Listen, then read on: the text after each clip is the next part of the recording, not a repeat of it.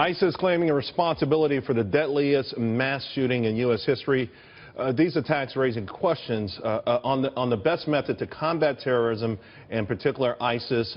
Is the most effective way to defeat them focusing on our efforts overseas, or is it more of a law enforcement effort? Joining me now, Senator Scott Brown, Andrew Peek, and co-chair of Great America PAC, Carl Higbie. Senator Brown, I'll start with you. Lots of debate this morning and, of course, over the weekend, and a renewed focus on perhaps going out to the Middle East and having a committed effort to destroy ISIS at its roots. I don't disagree with that, Charles. There's been some wonderful suggestions. The problem is that, you need to have total cooperation between Democrats, Republicans, Independents. Remember, we're Americans first, and we got to actually solve this problem together, not only as Americans, but obviously with our very close allies and some of our Arab partners as well. Until we do that, until we are fully committed to number one, identifying who the enemy is, number two, providing law enforcement with the ability to actually do their jobs and have the intelligence gathering to actually find out who's doing what and why, we're going to be in trouble.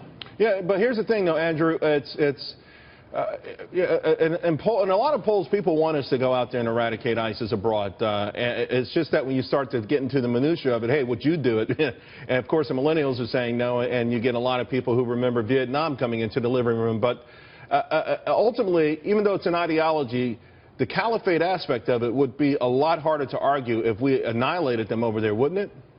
Yeah, absolutely. ISIS is a symbol, right? And symbols are important. I mean, the reason that no terrorist swears allegiance to al-Qaeda anymore is that al-Qaeda's brand has been pretty comprehensively defeated in a couple places like western Iraq and the Afghan-Pakistan border. But I will say, I think because the basic problem in Syria is that because we didn't arm local proxies early in the Syrian civil war, we are left with no ground troops who can effectively fight ISIS.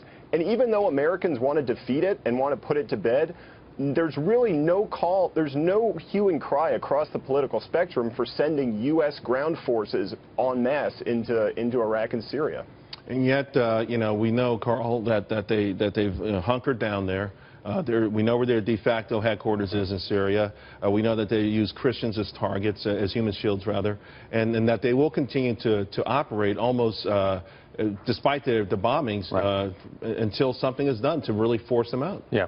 Well, step one is obviously identifying a leader that can lead us through this, and that's, I believe, is Donald Trump. I mean, you have Hillary Clinton, who is willing to provide F-16s to the Muslim Brotherhood, but doesn't trust her own citizens with 30-round magazines. Problem number one. Problem number two is we have to go over there. They don't respect us. They don't fear us. We have to go over there and give them such a devastating blow that they don't want to come back. And how would that blow look? Give me the composition of that blow. We're talking 30,000 troops. I mean, we're talking.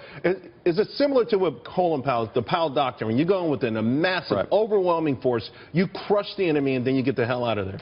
Well, the problem is we crushed the enemy once before, and then they came back in and they filled the power vacuum. We need to commit to long-term occupancy if we want to stabilize the region. Sorry, that's just the way it is. 250,000 troops, I believe, at least. Airstrikes, massive devastation over there, but also socially. We have to get in the heads of the Muslim people here in America. You have 10% that are radicalized, 10% that are happy to live within our customs. You have 80% of the people that will go either way, whichever's popular.